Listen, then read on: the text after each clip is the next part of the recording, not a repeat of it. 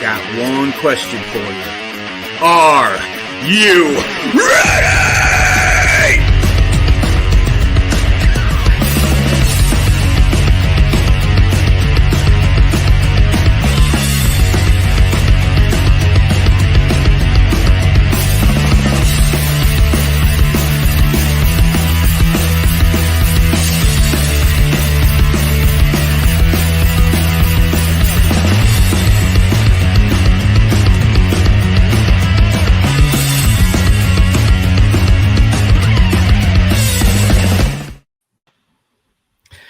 Hey everybody, what is going on? Let's go and move. Let's do some rotating chairs here. What's going on, Jeff? We got Jeff in the house. Jeff Hinze. Woo, what's going on? Amazing bassist and guitarist. I am so excited.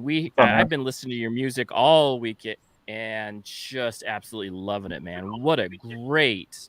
I mean, I'm into metal. That was my first love, and I know that the Bearded Metal Chef was into this. So so happy to have you on. What's going on? I'm glad to be on. This is exciting, and I've heard so many great things. And I know Chaos has won before, and it's really cool. Yeah. I'm just so excited to be a part of this. Thank you so much for having me. Oh, totally, man. And Chaos, what a shout out to Chaos Guitars. Absolutely just an amazing group of guys. Yep. Dave and Rosie. Yep. So great folks. I'm so glad that we were able to catch you. I mean, so this week, honestly, and I tell people this, but it is hard. Every week we're like, another great freaking musician. How the heck did we get so lucky to get absolutely amazing musicians on that are just completely like, this is a different genre. So this is more metal again. So we've done a couple metal acts. And every time we're like, it's like, this is amazing, great music. And you're playing bass and you're playing guitar with another group. So you have two different bands that you're working with right now, which I absolutely love. Thank you so much. And again, like to follow up so many great acts before me and great interviews, it's an honor, honestly. Like you give me high praise on that. So thank you so much. But yeah. But yeah, I do play in two bands. I play in the Unbroken and Enstrife. And with the Unbroken, I play bass and vocals, and in Strife, I play rhythm guitar and vocals. Oh, that's really cool. Nice. So rhythm guitar and vocals, very nice. Yeah. So, and so my mom is a chorus teacher, so vocals are always a little bit dear and close to my heart, plus as well as guitar, of course. That's my love. That is my love right there is guitar. But it's at this point we have to bring out the desserts. We got to start this out. We got to start this out sweet. We got to start this out with some great desserts. So we always let the guests go first because it is customary. But what does Jeff have for us today? So this one's a little bit of a little comfort food, something I like to treat myself with on occasion whenever I have free time, which these days is hard to come by, but I'm happy to have it here. And it's just from this little place called The Nest over here in Ridgewood. And every time I go, I have a ritual. I do a whole breakfast. They have lemon chicken soup. They have spinach rolls. I got myself a huge coffee, like this big, bigger than my head. But then when I go home, I always buy this. And they make a really mean mousse cake. This thing rules. Nice. And the reason why I like this so much is not only is it so rich, not only is it just, it fills me up, but the sponge underneath it, it just makes you feel good. So normally I would have something that would make me feel like, oh, I just had it. I feel like shit. I can't believe this. But with this, yeah, I have that, but I feel good about it. So I don't feel too bad about it. That's all that matters. That's all that matters. But you know what? That's a comfort food. As long as you feel good after. Yeah. Yeah, comfort food, just having that ability to have comfort food in your life, because that's what kind of just in that time of year, you know, where comfort food is about ready. We're just about to embark on the Thanksgiving, Yeah. and comfort food is something that for me is like that relaxation. It's like home Mm-hmm. cooking, comfort food that just makes you feel like you're relaxed and loved. And I absolutely think that's cool, man. That's cool. Oh, thanks. So, what did I bring? So Andy. I'm What gonna does say Andy have? yeah. Do you know what? I was gonna go with this. And it was, guess what? So you know that most of the time, this is that time of year Mm. where we have way too much of these still hanging around. What is that? It's a Halloween candy. It's Halloween candy. I still have bags of them at the house. Like, this place wasn't open. I was gonna pull out a whole bag of these. Just like, yeah. I pulled this out last year, and I was told you have a dessert channel and you brought a banana, you brought some candy. You actually brought a So banana. I did the ingredients. So, but actually, By the here's ingredient. what I brought. Here's what I actually brought. So this is cookie dough frozen custard. Ooh, It is so There you freaking go. good, and I can't even show it because it's I gonna got trip out. positions for this. Frozen custard, and so Andy's is a local. They don't have too many, but they're like just a local like Dairy Queen type of thing. Hmm. And my grandson, who's 11, every day, and anybody who knows me knows that Van is doing the 4 scoops, Grandpa. And anytime he's with us, he gets 4 scoops or a shake from this place. Nice. And so they know us well and they treat us well, and we get these are so good. And I don't know if you guys, frozen custard is like a thing. It's actually a little bit better for you calorie wise. But you add these crazy ingredients to it. Like this has cookie dough, which is kind of normal. But last night I had a peanut butter and jelly one. Ooh. Oh, nice. Like it's so good. It's so good that you're just like, and it was that crunchy peanut butter, like with the little peanuts in it still. Ooh. Oh, super good. Oh, hey, James, we know we got to bow down. The guy makes his own desserts here. He's a professional chef. So I just know to just buy store-bought and candy because I cannot compete with the man. So James, what did you bring, my friend? What did you bring? So today on my way to work, I'm like, you know what? I'm gonna it's the fall season. I'm gonna make something with apple. So I'm like, what can I make with apples? So I'm like, I'm gonna make some cookies. So I thought, what cookie would go good with apples? Snickerdoodles, right? Mm-hmm. So I did the snickerdoodles, and then inside is, I'll show you like the plate. Okay, here's the plate of the snickerdoodles, and then Nice. And this is the part in between them. So okay, say that again. We broke up. So there, it always breaks up like right here. It's apple pie filled. Oh, apple pie filling. That is so good. That is so good. And that it's is so so appropriate good for the time right now. Oh, look at him. You can just see that. Yeah, and you can just see that. Go ahead. Yeah, so what I did was I just chopped up apples, mixed them with some cinnamon, and then a little bit of brown sugar and butter. Let that sit in the refrigerator. Kind of like had like a towel underneath it, so I would get all like the moisture from it, and then made the cookie dough and stuffed the cookies with that. See, I've been trying to get the man to just show, like I just said, hey, why don't you do a fast motion picture or video of you making these things for our show, just so we could throw in like 2 minutes of him making a whole video package of it, right? Oh yeah, that'd be like the perfect shorts right there. Yeah. Look at this. So I'm gonna get him to do it. I'm gonna get him to do it every time. He's gonna be like, he makes these from scratch. Yeah, he makes these from scratch. Yeah, no doubt. So this leads us to our question about food. What is your go-to? I'm gigging. I need this food to go on stage. Type of meal. Oh, okay. Well, when I was if I was asked this 5 years ago, it would be, my stomach was nearly like stone at that point. I can eat anything. Like I would go to the nearest 7-Eleven, I'd risk my life on these hot dogs or the little taco rolls. And then I played a show with Saving Abel, and it betrayed me horribly.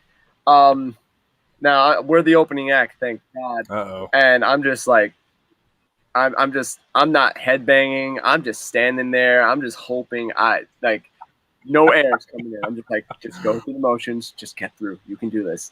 And just like the moment I got off, I'm glad people were coming in right after us because I feel bad whoever had to go in the stall after me. But now, I try to eat light in the morning. I try to eat as clean as possible so that nothing's like bloating me up. Like I'll eat maybe a salad in the afternoon or something like that. But I'll start off protein-based eggs, go from there. Very little coffee, maybe some tea sometimes if I can find it. And just go through that. Try to eat at least 2 hours before a performance so that it's kind of off of me and just go from there. It's trying to keep me light, trying to keep me going. And then afterwards, I'll just indulge in anything that is around, like pizza or anything. I'll go for it. So that's really my whole regimen. That and water. Water's a key. Yeah, there's nothing like eating a bunch of bad stuff before you have to go on and play in front of people. And then have to be like, okay, I have to go. And I have like a 30-minute set or something like that. It's bad, like especially if I'm in a crowd walk position, I'm just like, oh, this is really bad. Like this is not going to end well for nobody. The front row. It's bad when you have to like talk to your body, like, okay, give me like 30 minutes. I'll go to the bathroom. Like, just don't do nothing. You have to like talk yourself out of it. It's like I feel bad for the drummer behind me. It's like, oh, you're screwed. I'm hiding behind the amp a little bit. No one's gonna know. No one, look over here. So, and you know what? I think you do it once, right? You do this once where you eat something so gross that makes your stomach. Because I remember I used to play in band a long time ago, and you do it once. You go to band day, and you're like, "Oh, nachos! Yeah." You do it once, and then you don't ever do it again. Yeah, you don't do it ever again because you're just like, this is not good. We're gonna march this field now, right? So it's fun. It's good times. It's good times. You do it once though. You do it once. I guess this kind of counts too. During the first Carnival of Chaos, Enstrife and Unbroken played it. I didn't know what food was around, so I just looked up whatever they had. There's a Five Guys. I'm like, yeah, sure, I'll go for it. Shouldn't have done that. And to this day, my guitarist makes fun of me because he saw it all over my face. It's like, you're screwed. You have a 4-hour drive ahead of you. You cave, and I'm standing as motionless as possible. I'm trying to give a performance. Meanwhile, my guts are just. It's like this. You gotta love it. And we're playing right after Labs and all these really good bands. I really want to impress these guys. Yeah. So it's What'd you say, James? I heard you talking there for a second. I was like, Chris threw a food suggestion out there that he makes is pizza with hot dogs on top. Oh. Pizza with hot dogs on top. Oh. That sounds delicious. Sounds good, but I don't know. It sounds good, but it sounds like ruinous if you're about ready to play a gig on top of that. That sounds like something I would make at home. Oh my goodness. Just not go out. Do you know he does? He makes it home. That door's a barn for a reason. Giorno. Chop up some Nathan's hot dogs. Here we go. There you go. I'm on. So this is the second. So this is week number 2 of hot dog discussion. So our last guy was running out of convenience stores and eating them cold, and I'm sure that 7-Eleven is almost right up there in the that is what. But yeah, I used to eat those. You know, I ate those when I was a kid, like when I was in my 20s. Stop at Circle K, go get myself a little dog, throw a little jalapenos on them. We're good. A little bit of that squeezy cheese, whatever that is, and then you're paying. You're paying later. But So moving on from that, from the hot dog discussion, from good times, but well, maybe not good times for you during those times, but funny now. It's funny now. The great experience afterwards. Yeah. The moment, maybe not so much. Right. Speaking of that, like I know exactly what you're talking about. Like I used to live in front of a Hess gas station, and they just had that whole display. I'm just like, fuck. I went in there, 3 hot dogs, chili cheese, everything, laid out for hours. But yeah, good food. And so we got let's acknowledge our crowd really quick. We have Nick H in the building. We got Chris Hinz. Whoa, ooh, my brother. My brother's in town. We got Kevin York. Hey, what's going on? He's the one suggesting the hot dog pizza. Z. Nice. We got Nicholas Z in the house. Thank you guys for all joining. We got awesome.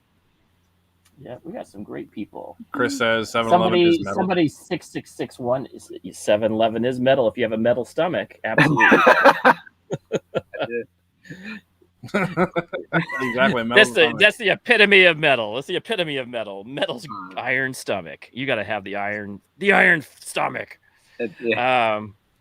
So that should be it. That should be your new the next band, Iron Stomach. Yeah. Coming next to a venue near you. Lead Belly. So let's get into some music, man. That's what we're here for. And I will let James do some discussion too. I know he always does some good look up, but here is my question. And this is always the generic question that most people ever get asked. What got you into this so that you said, this is the career that I'm choosing? I want to play bass and guitar and I want to sing in a band. What got you here? Oh, man. So might be a little bit of a long story, so please forgive me on that. But I actually grew up into music. My father was a musician. He was a guitarist, lead singer of a cover band in the neighborhood, in my neighborhood, actually. A lot of people knew him.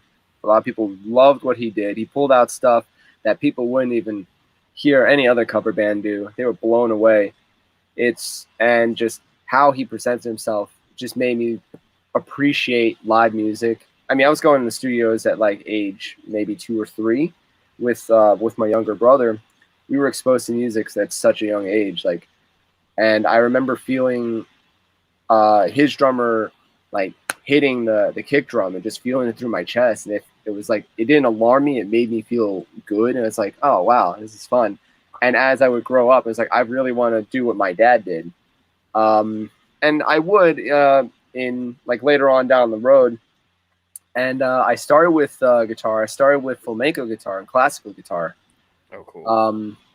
I studied underneath a student of Segovia, and it's really, really cool. He was an educator, and he talked all about that, but he really put me through my paces, made sure that I did everything correctly, or I did it all over again. And I really appreciated that discipline. And I started out playing guitar in a small little band with my friends. We play some basement shows and stuff like that. And eventually, when I would get into the metal circuit, just seeing what everyone was doing, I wanted to take up bass. I wanted to try something different because there was more of a demand for that. Like every band needed a bass player for some reason. And I appreciate bass because of my best friend, who is an incredible bassist. His name is Luis Padilla. And his command of bass, by far, it would put anybody out there right now into question. Just incredible. I'm highly influenced by him and his playing. He's very funk-based. He loves stuff like Marcus Miller, Victor Wooten. A couple of my influences outside of metal. A couple of my influences in metal are Cliff Burton, and going from there, heavily on Cliff Burton, I should say. Nice. But going into like bands, just playing bass, I used my influence from not only that, but from my best friend to really encourage me to get into these bands. Just like, I can do this, and appreciate it, not just as, oh, you can play it as a guitar. You can't do that. You have to treat it like a different beast. You have to respect it as such. It's a lead instrument that holds everything down. It's not like guitar where you play along with it and then you can go outside and do whatever you want. bass has to, command so much. If bass sucks, you're gonna hear it. If the bass is not on top of everything, if you're not grooving to it, and that's what everyone's headbanging to, the band sucks, and you might as well just stop. Right. But I wanted to go into bass because of that, because I wanted to not only play live and have more opportunities to play live, but because I wanted to really challenge myself in an instrument that, besides guitar, I had very little experience in, no formal training or anything. And here we are so many years later. I think I started playing bass maybe 7 years ago, and guitar about 12. So, nice. I think Amazing. I think people think too, that's like the whole stigma about a bass player. Oh, like the band, you're a bass player. Oh my god. But it's like a bass player is really an elemental part of a band. You know what I'm saying? It's really like a good force behind the band. Yeah. Sorry? No, go ahead. No, it's the piggyback what you just said. It's really true. It's a lot of people don't appreciate it. Like going into it, they think just bass is like, oh, it's just, as Dave Mustaine would say, playing bass is one step below playing the kazoo. And right, in some cases, many people would see that, especially how people treat the instrument. They'll sometimes go from playing guitar to playing bass. But when you see an actual bass player at work, it's definitely wonderful. Like seeing Free at work, for example, is magic. At Geddy Lee, it's just incredible. I agree with you. Right. And so my son, who is 4 years into bass, he's stand-up bass right now, playing an orchestra. And then for Christmas, big surprise is he's getting an electric bass. So cool. Which nice. I'm really excited for him. Because he's been hounding me. He's like, Dad, I really want an electric bass so I can just really kind of pick this up. And I'm excited for him. And his awesome. Bassists like That's you, awesome. Billy Sheehan, Cliff Burton. I'm missing the guy from Flotsam and Jetsam, Jason Newsted. Oh yeah. And he actually, he's a local boy here. Jason is. He was actually with Flotsam and Jetsam before he's out of Gilbert, Arizona. So, but it's so interesting to me that I will say this about the bass, and I will say this about rhythm guitar, is that if you don't have it, you completely miss that wall of sound. And it is that extra piece. And people don't realize that, because I picked up guitar and I'm like, oh, I can play this, but it's always missing that wall. And there's a wall of sound that gets created because it's the bottom line. The bass line is everything that is built. You build everything upon that bass line. And people don't realize how important it is. Now, most people think of Flea because he's so extravagant with his playing. He's playing a lot of that slap bass, a little bit of funk bass. And I think of Parliament, Parliament. But I think of all those, some jazz. I know a lot of jazz bassists. But those guys are the band. They keep that stuff together, because if you don't have that driving bass line, it's just like what you're saying. It's huge miss. And you won't like the band. You won't listen to them. And the first thing that I was listening to, I knew you were a bassist. You don't normally pick it out right away. And if you have a trained ear, you can definitely hear it, and you're listening for it. But it definitely is, especially with metal bass. It's distorted. It's great, but it's that dark, deep, like people want to do drop D, and they put that extra 7 string in there just to get that level of dark into their sound, and that's what bass does. It adds that. Yeah, it's the thickness. Right, absolutely does. Which is why people are stringing 8 and 7 string guitars around just to get that level, get that really thick, nice, beautiful sound. I love it. I absolutely love it. And that was my first. I picked up a PV bass. So before I got my electric guitar, which was the same year, I picked up this heavy monster of a PV bass that my mom had, and she played. And she was additionally a student of Segovia. So I knew exactly and I know exactly what you went through to be able to pick up guitar, because people don't realize that Segovia had a lot of students, and they came and they taught other students. My mom was down at U of A down in Tucson, and she found a teacher down there. But here's the thing about students of Segovia, and to your point, they will not let you. They will make you redo it over and over, technique wise, in hand posture, in just your hands and the way that they're being held, and how your sound goes.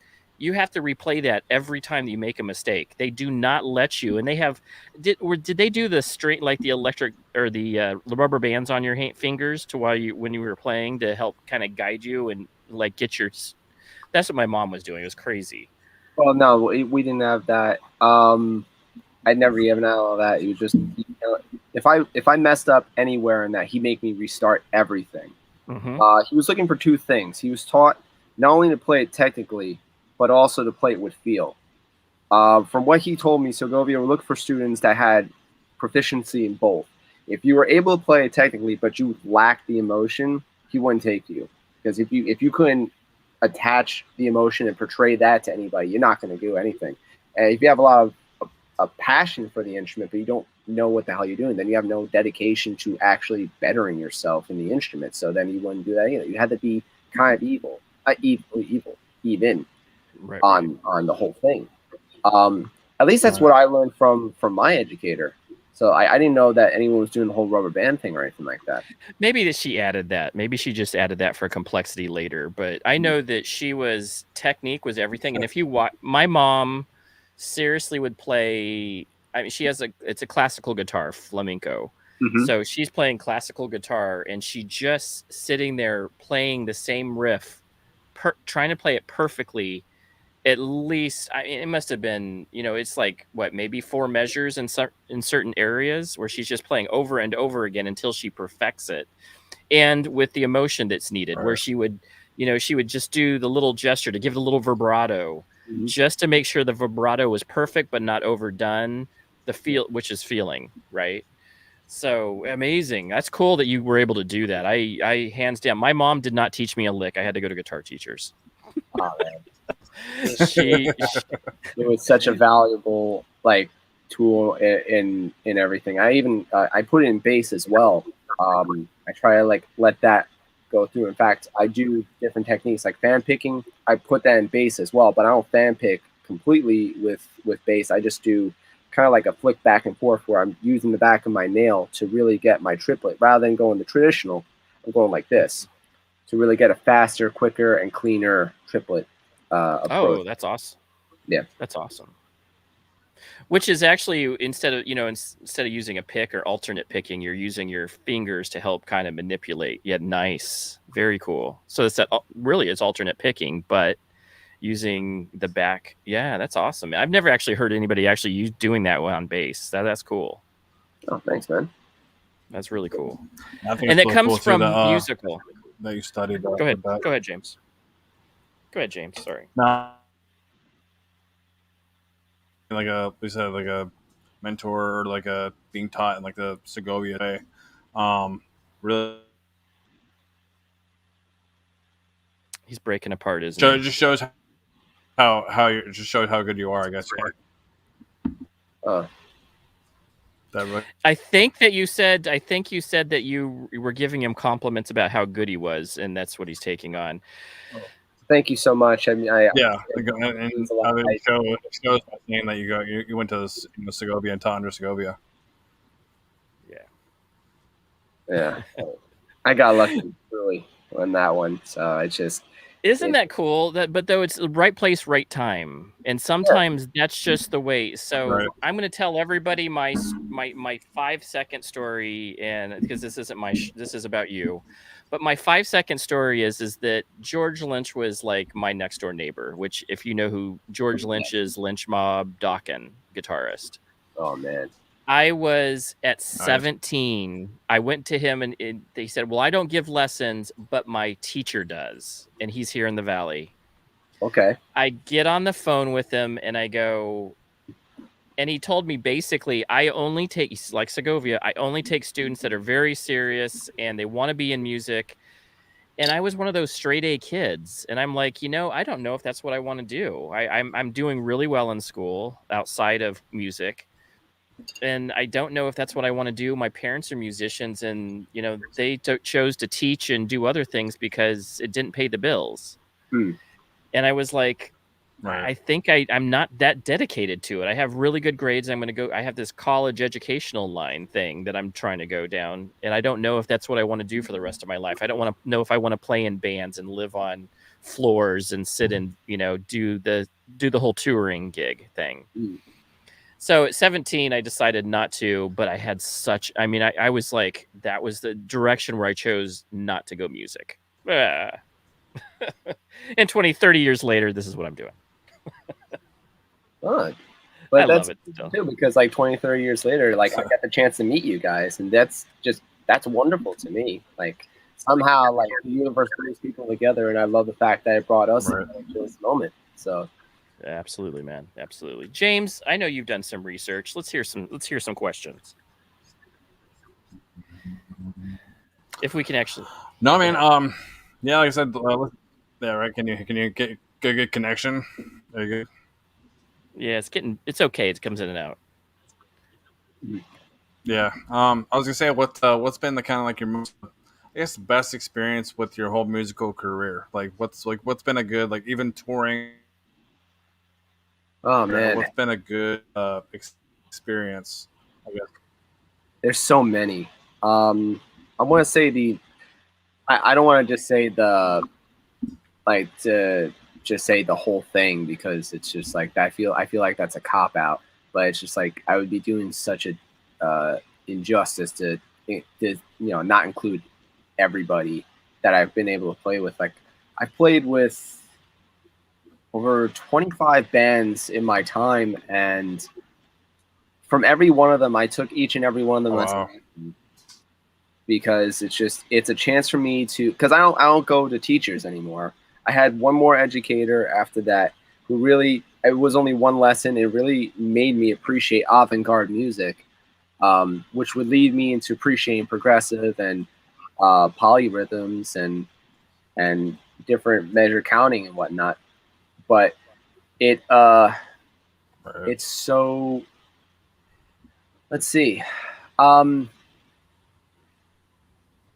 To get to play with so many bands and be able to open up for big bands like Flotsam and Jetsam was one of them. I opened up for them. Saving Abel, opening up for Angel Vivaldi a couple times, who's such a cool guy. Oh my gosh. Nice. Playing, traveling to the South to tour with a band called The Mansion while I was in a band called Sonaro, who's a Connecticut and New York-based band. I've had a couple of music videos of that. Very good guys, incredible musicians, and even better people. To playing with just so many of these guys, to even the bands I'm playing with right now, which is Enstrife and the Unbroken, who continue not only to push me as a musician, but just continues to push me to better myself as a full, because there's a full package to that. But to answer this question, I guess I'll use the one from the Sonora one real quick. We traveled down to the South. We got stranded halfway into the tour. We came from San Angelo in Texas, and we were traveling, I think, to Austin, if I'm not mistaken. And our tour bus broke down all on the highway on a Sunday, and you can't get any help from a tow truck until the next morning. So we're stuck on the side of the road, and it's pitch black in the middle of the desert. It's beautiful though, because on one side you're hearing wolves, and the other side you're hearing pigs, and it's, it should be creepy, but I'm on this bus hanging out with a couple of guys from Europe that in any other situation I would never have gotten the chance to even hang out with. And really wonderful people. We got towed to this small town in Kingsland, Texas, where the the Texas Chainsaw Massacre house actually is, which is now a hotel. Oh my god! And it was such an incredible experience to see that, meet the people there. It was such a small town, and being what they say is the first ever touring band to come to their town and play a sold-out show it was incredible. We were the very first to meet these people, to hang out with them. They served us food. And when we left, it felt like I was leaving a piece of myself behind, because I attached myself to these people who could have easily just said, screw him, let him be in his little bus frying out, and whatever. Everybody there, from the gas station attendants to supermarket attendants to anyone in the neighborhood, treated us with so much respect, as if we were family. Even the police officers were super cool. And although we wanted to go home, we felt like that was our home in a sense. And we still do, every individual there. And hopefully I can go back one day and play a returning show. Because I feel like I would, if I'm going to plan a tour, they are going to be one of the first stops I stop off at, because I made some fast friends over there, and everyone there is just incredible. And they, although I'm a New York boy, Texas has my heart. And I guess one last experience, I suppose, besides all that I just said, is headlining Irving Plaza for the first time over here in New York City. And someone brought their daughter, a younger child, and she was blown away by the whole set, and loved my hair. And I have long hair that just goes beyond even my body. I like to tell bands that I sweep the stage for them before I get off the stage, so they have a clean stage to play. And as soon as I'm getting off the stage, this father and his daughter wanted to meet me. And the person who's in this chat, I believe, is still here, Chris Hinz, my brother, he looks almost nearly exactly like me. So she thought she was taking a photo with him. And so, it was just funny. Like, people were like, Jeff, no, this person wants to see you. I jump off the stage, running over there. She thought she was seeing double. So it made her day, her face lit up. And it was just an incredible experience to do that for somebody of younger age. Like, you catch them young, they're going to appreciate this forever. And I love the fact that like, her father brought her out to a show, but like, I love the fact that my performance, whether or not it's bass or just the fact that I waved my hair all around and looked like a windmill for 45 minutes to an hour, if that was enough to appeal her at a young age to love metal, I think I've done my job, and I appreciate that the most. And that, and the Carnival of Chaos. Carnival of Chaos. Tell us about that. That's awesome, man. I loved it. Okay, so I know it was like around the time when COVID was really like getting into full swing, and we were all nervous in Strife, and the Unbroken was totally cool. Like, it was like, nah, we're gonna do this. But traveling 4 hours, I didn't care. I was like, I'm gonna make it. I don't give a fuck how long it's gonna take me. I apologize for cursing. I don't care how long it takes me. I'm gonna get there. This is for Dave. This is for us. This is for Chaos. I cannot wait. I wouldn't dream of being anywhere else. And it's just so cool being at the church for the first time and just like seeing the whole place. It's so cool. Oh, it's like, I thought it was just like the first floor. Like, just seeing everything else was just, jaw dropping how beautiful it is. That place is just wonderful. And just the bands that they picked, they handpicked really good bands. As just sound was good. Everything about that was just all good natured, very positive, very energetic, and just fun. And I loved every second of it. And it just makes me so excited for the next one. And it's just, I can't wait to see what they got planned, because they don't just say, okay, we're gonna just do a show. They plan something big. They always do. I mean, like, Chaos is like that. They don't just build a guitar. They want to build a guitar that you're going to want to play for the rest of your life, that is unique in every single fashion. And knowing Dave, he's going to do the same thing with Carnival of Chaos too. I love it, man. And Dave has been on the show, of course, with his wife, and what an absolutely amazing time we had with him. And I can't imagine, because you could tell that he personally has so much passion that he puts into the guitars. I can't imagine the amount of love and passion he puts into a show that has so many different bands in it that just amazing. I bet it just sounded like it was one of the best concerts you've ever been to. It was, and in fact, it was the first time I got my hands on the prototype of Dark Matter, and that plays just so good. Cool. Not only did I get to play it, but we played a festival recently with Enstrife, and our lead guitarist got the chance to play that guitar for himself, and he loved it. And it's because it's versatile, it's light, and the aesthetic to it is just so nice. I love the cutaways on it. It's just so cool. It looks like from afar you wouldn't think anything unless you saw the cutaways, but then when that glow comes in, then you realize, oh, this is special. This is cool. That is cool. Yep. He's a craftsmanship, and I know I've. And speaking of the lead guitarist for Enstrife, he's actually in the chat. Yeah, very cool. Very cool. Yeah, we totally appreciate everybody in the chat right now. Yeah, I mean, it's just really cool. I always, I'm a very big partial person. I thought, okay, I'm going to be a Fender Strat, or I have a Les Paul by Gibson. And I thought those are my things. Mm-hmm. Then I saw what Chaos Guitar was going with, and that's my next guitar. That's no doubt in my mind that one of his guitars are going to be my next guitar, because I was so impressed and blown away with what he was doing. Mm-hmm. Now I just have to save up a little bit what you get to be for able the to buy it. Like, it doesn't. It's a lifetime guitar. You buy what you something get for the price that is really unique. Affordable, yeah. No, by far you can't touch it.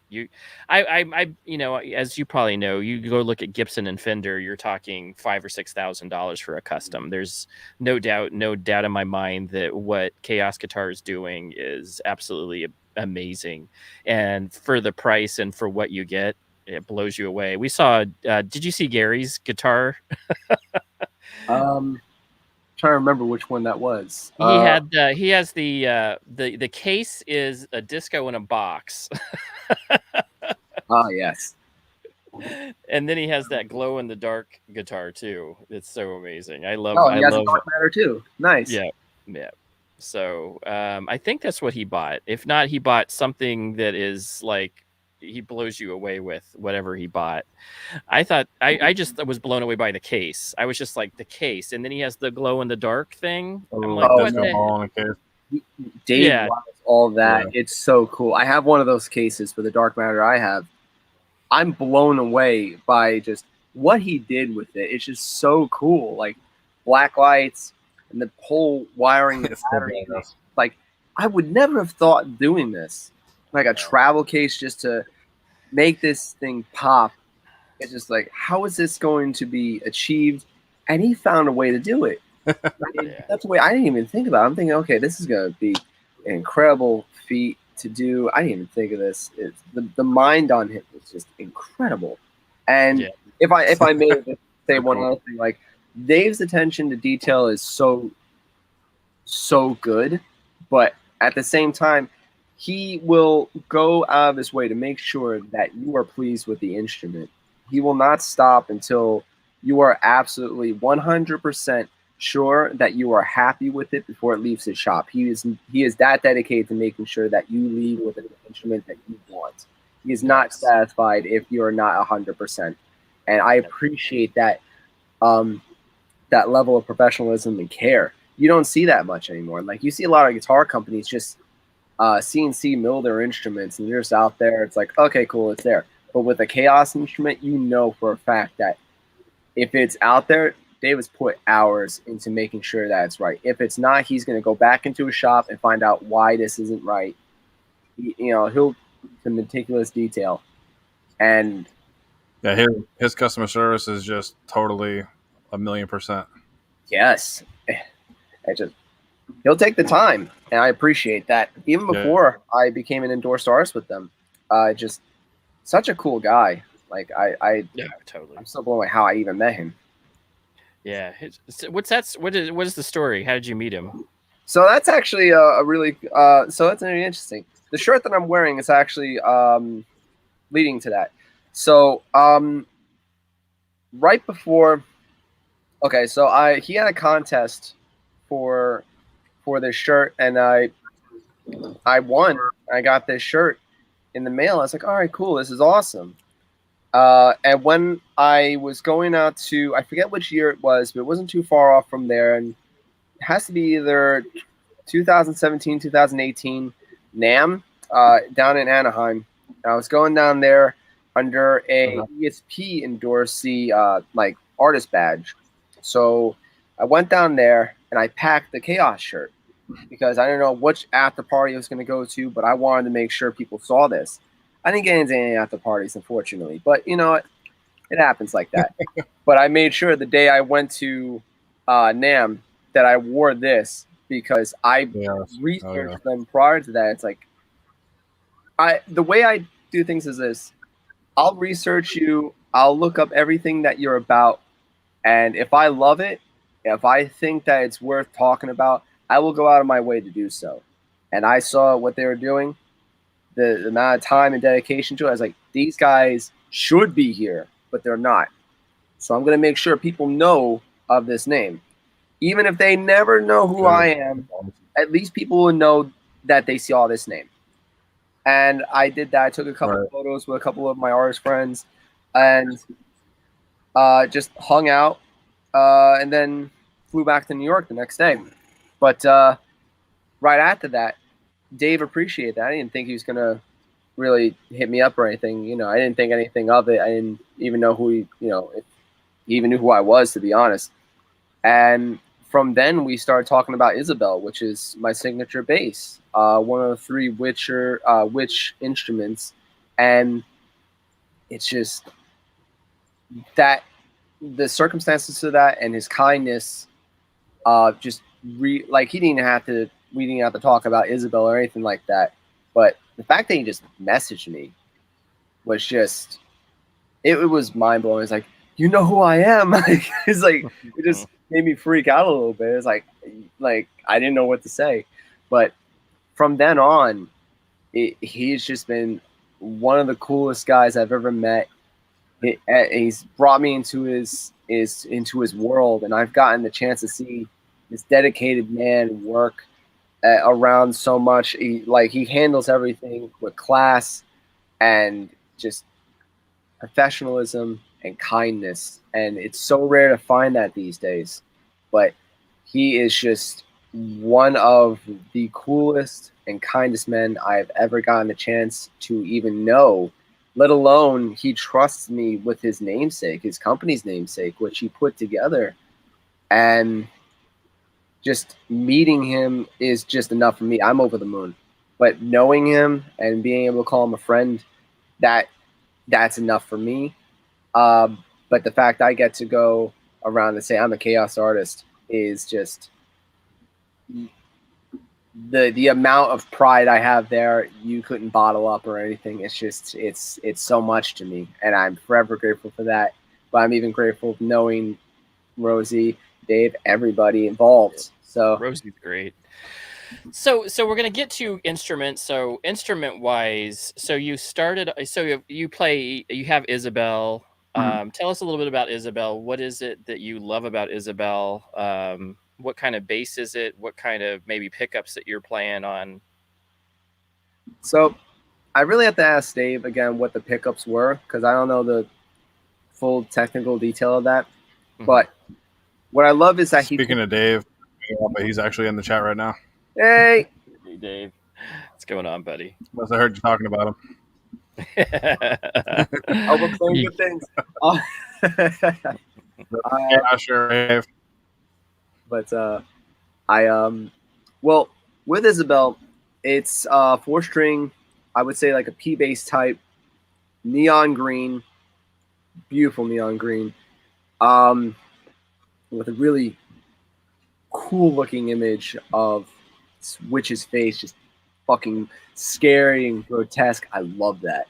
Yeah, I'm a huge fan of horror, but like the neck is a bit thinner at the top, the first fret, which I really like. A lot of my basses, you'll get stuff like around this radius and whatnot, but Isabelle, it's right around here, and I can just speed for me, just like going up and down everything. And it's just whenever I want to play a show, if I'm going like typically I play a 6-string bassist right now, but I'm quickly going back to 4, and I really want to go back to Isabelle because of how easy it is to play and the kind of response I get from with the attack and everything from it. It's really a Swiss Army knife of basses, and it's just a powerhouse going out there. That even I have several basses, and a lot of them don't even compete. It's if I had to go travel, like besides like a backup bass, which is probably my ESP 206 LB, which is the 6-string I'm referencing right now, it would be Isabelle in a heartbeat as my main. But it's heavy, it's warm, and it's punchy. It's right in your face. You're able to control it easily. It's not like just one and done, like with so many different ones. You can really take the time to shape it from just the bass alone before you go into amp, pedal, or EQ settings. Oh, cool. That's huge. I was trying to describe that to somebody. I said, guitar is so much more than just the instrument. There's so much shaping that you can do to be able to affect the way that people hear you. And I just picked up a new, like a modeling pedal that has like, it turns it into like a, it's just an amp modeler pedal that turns it into like a Marshall tube. It has a tube. It's a tube modeler. So it can kind of gives you put it at the very end, and then you can just give it that tube sound. And there's like a bunch of different settings to be able to give that really nice, crisp tube sound that I absolutely love tube. So I was like, if I'm gonna play with this. I got it for $25, $30. So I was like, I'm playing with this for a while. Nice. But it's about shaping sound, and that's what you're talking about. And each instrument has a different aspect. There is, I found that you do usually go back to your instrument that you love to play all the time, and you'll be picking that up. But there are basses and different instruments, like for guitar, that you pick up for this reason. Like, I can say that my Strat, I play most of the time all over, I'm really playing a lot of different things with. Where I play with my Telecaster, I'll play a bunch of, like, I'll be more versatile with it because it's such a versatile instrument. Mm-hmm. Whereas I pick up my Les Paul, I'm playing rock. Yeah, only playing rock. I'm playing some Guns N' Roses. I'm playing, and it's just very specific, very rock. Maybe some Zakk Wylde or something. But nice. Yeah, and I still I like, but that's what you kind of know that getting into a Les Paul. Where I think what you're talking about with Isabelle is it's that versatile bass where you can play some jazz, but then you could also be playing some rock and some metal. Oh, absolutely. And like what you're saying with Strats and Tellies, I'm the same way. If I'm like with guitar, for example, if I really want to go into any rock or anything like that, like something not going into metal, I go straight to my Telecaster, and it's I get everything I need from that. If I'm going to go into metal, same thing with either Les Pauls or my ESP Les Paul clone 256. It's the instrument. It commands what it wants. It knows it. You know exactly what you're gonna get from it, and you just go right to it. It's like, I need this for this. Grab this. Immediate. Yep. Because you just know, and then you can, and you do some of the modeling stuff afterwards to kind of to get that tone that you're looking for. I really like. That's what when I was playing your album from Unbroken. That's exactly what I was picking up. Is that it was so heavy, but it had your guitarist on it was amazingly fluent and had really good riffs and leads. And I could hear that driving bass behind everything, that just really a great metal sound that had that crunch to it. And I was really digging that because it's just really great music. And it also had just enough to where it wasn't like overbearing, like blary. It wasn't, I've seen a lot of metal bands where it's just blary and it's like, we're playing really loud and we're really fast. Yeah. Yours had musicality to it, which is, adding definitely a different dimension to metal, which I enjoy. Thank you. And it just like it all comes from like the whole band itself. Like our guitarists Chester and Mark, like command on tone and just power and riff. It's just they're really the driving force and all that. Tomas and I, Tomas being the drummer, we do our best, like really lay the floor down so that we just go and have this massive wall of sound coming right at you unapologetically, and you're gonna have to take this wave and you're gonna have to ride it, but without going into what you're saying, blaring. Like there are parts where we're all really going into like gallops or anything like really heavy trill picking or anything like that. I don't do that, for example, otherwise you're gonna get a muddy tone. Like I'll play back a little bit so you can make sure you can hear the bass clearly and fully without just having too much ear bleed. Like it's one thing to have a guitar just going right forward, just really just chugging away and everything like that, but the bass has to do something else. It has to hold it down. It has to play around with the rhythm and everything. It's holding it down. It's got to be similar to what the guitars are doing, but not too much. It's its own instrument for that reason. For so many reasons. Sure. Well, and that's the thing. My son, people don't realize how much. So my son, of course, plays in orchestra, and he's the only bass. He's he's like almost 6 foot now, believe it or not. And he's 13, 6 foot tall, and he's a sturdy kid. He's not skinny. He's a sturdy kid. He's like 200 pounds already. So he's sitting there in the back, and when he plays the bass, like it just commands attention. You're like, that's my son playing the bass. It fills the room. It just fills the room, and you'll have that violin, which is that's what I was telling somebody. I said, you have those non-bass instruments, the treble instruments, just playing their thing, which is what guitars are doing, right? Mm-hmm. Even though they can play a lot of rhythm, and that's what originally they were designed for, but the lead is playing his thing, but you can feel, and again, if you can just feel the difference if you have a good bassist in. And that's the reason why I tell my kid, you got to practice to get good at this, and to be mastering it, you got to practice. And I'm not about, I play like 3 or 4 hours still, but I tell him just half an hour, please, half an hour to master this instrument, because it's something to be disciplined about, but it's also, it is to be playing bass. You have to be extremely disciplined, more than you would as a guitarist.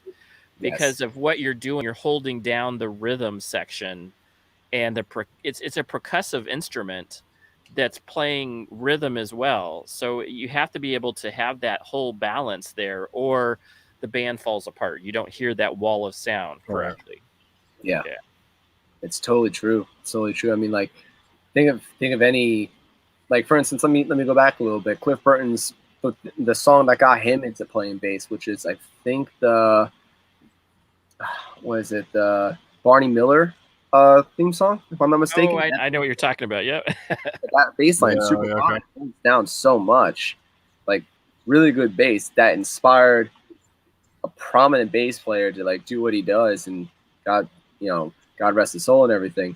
Right. Like, but how many bassists today in modern metal to even country and everything, they all know who Cliff Burton is and everything. Not just because of what he can do with those, like Anastasia, I can't say that word, or Orion, but just how he commands everything. Like Metallica to this day, even with Trujillo, with Newsted, all of that wouldn't be possible without Cliff Burton and what he's able to do.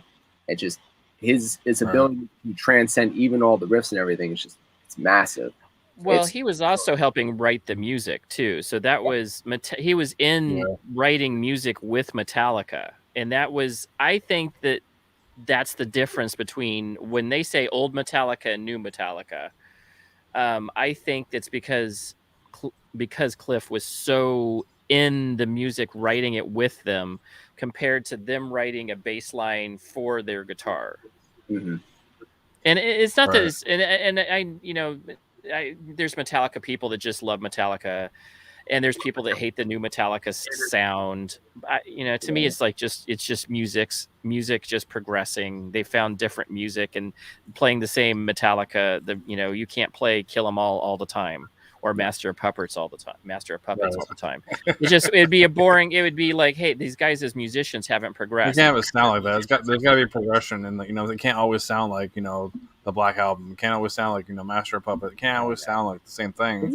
Otherwise, it's just going to be whatever. I mean, it has to be progression in your music. Otherwise, why make music if it's going to be the same thing? And then that leads us to our question here.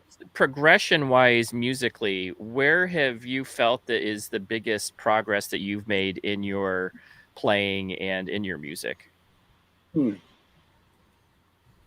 As of late, I feel like I progressed more with the people that I play with. Like I said before, I've had the chance to play with some incredible musicians, and just picking up so much from them, from bass or guitar. Even playing bass, I pick up so much on guitar, and if I'm on guitar, picking up so much on bass, and vice versa. It's just I have the ability to learn and pick up and absorb so much. For instance, our lead guitarist in Strife is technically proficient. He is incredible when it comes to what modern metal is today. Like stuff I couldn't play back then, and I'm picking up now. Like he'll play a song called "Bleed" by Meshuggah that for a little while gave me nightmares because like I got to learn this song. It's just I couldn't grasp the rhythm that they were doing, but it's just because I'm seeing how much enjoyment and what it can do. It made me really interested and want to pick this up, really challenging myself to go beyond what I already know. And I'm glad that, that's there. But when it comes to progression, it's really all up to everyone that's around me. The more I enjoy things, the more opportunities I allow myself to get absorbed in. It helps me grow. And that's pretty much all it is. I mean, as far as that. Man. That's cool. Any last questions? We're coming up to our hour. We always try to keep our shows to an hour just to keep mindful of your time. James, what's some of your questions real quick before we take off? And I was going to say, with what you said about the really just meeting Dave through just a giveaway. Like you won him through a giveaway. If he knew who you were, 1,000,000%, makes, have that cut out. Thank you, James. Yes, you did, sir. We'll have to back it up. Say, what'd you question? What'd you got? What's your question? Yeah. All right. I was gonna say in general, I'm glad like the giveaway that you won from the getting the T-shirt to actually knowing who Dave was, repping his company, even though he didn't know who you were, to where you are now. I mean, that's amazing. Yeah, it's a dream come true to me, to be honest. Yeah, great guitar companies, and you don't see, and it's just like what you said, you just don't see that nowadays. You don't see that craftsmanship is everything. I follow some Spanish guitar maker, and I just see and I just love his videos because he just shows how he's handcrafting his guitars. Mm-hmm. He's got the old tools and he's using them to scrape the bottom of the guitars to make them perfect, to align the pieces of wood together, and he's putting that TLC in, and TLC is everything to me. And maybe you get that out of the Fender custom shop a little bit. You're paying $10,000 for it, so maybe you should. But I can see that same TLC, that quality craftsmanship and chaos, which is why, which is what most people, they identify, with that musical instrument because of the love that went into that instrument. Especially as you get older, you're like, that's something that's special because you could pick up anything from a Guitar Center. You can't pick up this thing you can't pick up the same guitar from Chaos. And I'll bet you that it's a one of a kind anytime you get it. Even if you go off their main lineup, you're still getting customizations that you can choose, right? Oh yeah. Every instrument that he has, every one of them, they don't leave the shop unless they've touched his hands. So every one of them, that if anyone's going to buy one, they know for a fact that it didn't come off a machine. It didn't come off of a supply line. It came from Dave's hands. Yeah, I love that. That's the reason why I'm saving up my shekels. I'm going to be saving some shekels for the next 6 months, and then probably 5 or 6 months.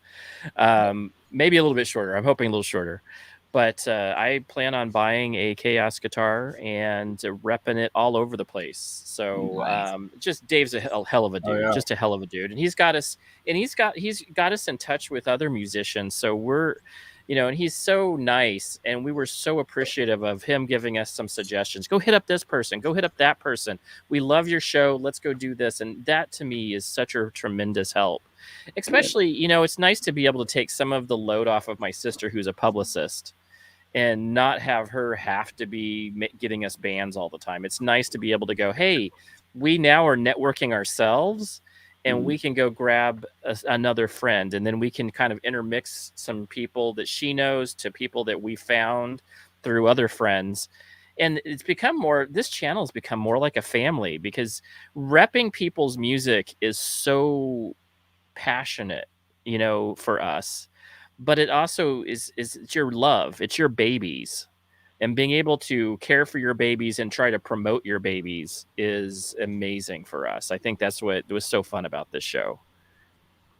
And I definitely see that from this show. It's like you guys really take the best from everybody that you've had on. It's just, you really bring them in, and it's just really cool. And I can't thank you enough for that, especially with me. Like, this is really cool for me. And man, Dave talking highly of me, like, there's not enough I can say about Dave, Rosie, everyone at Chaos, like, because there's just too much I can say. And it's just, and I would be using up the entire airtime just talking about it. No doubt. Dave and Rosie, what an awesome combo. Perfect group. And you know what? I'm going to say this for everybody who's out there: go check out Unbroken, and tell us a little bit about what's up with there's a little bit of something coming out with your other band. What's going on there? Well, this Saturday is Enstrife's 2-year anniversary show. Since we started performing, and there's a couple of new things coming up with that. First off, we have a new lineup. We're introducing our lead guitarist to our New York crowd, our New York family, for the first time. We never got a chance to do that during the pandemic.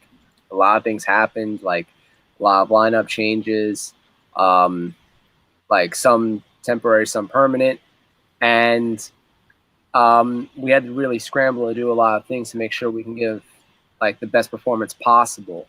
And with the current lineup we have right now, I'm definitely sure that we can not only achieve that, but show the best of every musician that's going to be on here, from a new vocalist to lead guitarist. Even the drummer that's sitting in is incredible. And it's just, it's going to be one hell of a show. And it's weird. Like, the other news that I wish we could talk about was like having a definitive date for our album. We went to the studio right before the pandemic hit us, and because of the pandemic, we had to come in and out slowly. So really slow down progress for everything. And with everything that happened recently, which was lineup changes due to the pandemic, it was and various other reasons, all positive, not too negative against the band, was, it pushed the album back, and it was supposed to be released at this show. So unfortunately, we don't have the album for this show like we wanted to do, but we're currently working on something to try to at least give something to those that have supported us through all this, so that all that are showing up to the show have something special, not just what we have planned for the set, but a little bit more to really show off, so they have something to go home with. So if you're coming to the show this Saturday, you know exactly what that is. And those that don't know yet, hopefully I'll have it in hand by then. So if that's the case, I think you'll be really excited. If you don't know, now you know. Yeah. Right on, everybody. So Jeff, thank you so much. Any last words, James? Jeff, man, it's been amazing, bro. Thank you very much for coming in. It's been an honor. Thank you guys so much for having me on. I love this. And now that you're like a part of like the Tasty Licks like family, we're gonna like share all of your stuff to everybody on any kind of social media platform or anything. I would love that. And I have a CD. I have your CD coming from the Unbroken. So as soon as I get that, I will be posting that up too. I'll see if we can get you a signed copy of that one before it's sent out. Oh, right on, man. Yeah, hopefully, hurry up because I think I got the notifications. I'll text them. We want to stop the mail. That's cool. How cool is that, though? How cool is that? This is how in depth we get into this stuff, and this is so fun. Is the fact that we love the music just as much as anybody else, so we have just as much fun on this because we're just like, yeah, we're promoting an amazing group, not just kind of an okay group. Where we're just like, did you listen to that? That was freaking hard and wonderful. Yes. More. Yes, for sure. We can't wait. Right. Everybody else in the chat, we saw Dave in there. Thank you so much for support and all that you do for Gary us. Stopping by. Thanks so much, Gary. Thank you all for showing up. Gary, man, I can't tell you. He's a good friend. He's a good dude. We totally appreciate all of the love from our friends and from our fans.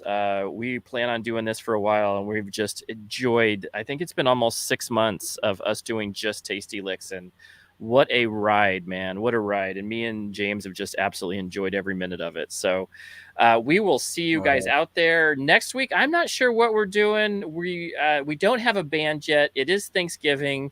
We probably will do a show.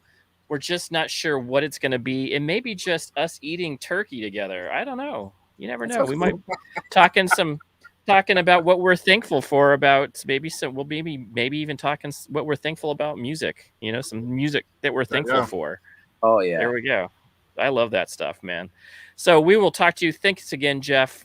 We will catch everybody next week, Thursday, and we'll probably go back to our 9 p.m. time just because we're trying to get the West Coast folks. We're trying to hit the West Coast. So we're trying to get that going. So we'll talk to you guys all later. Enjoy and have a good night. Thank you.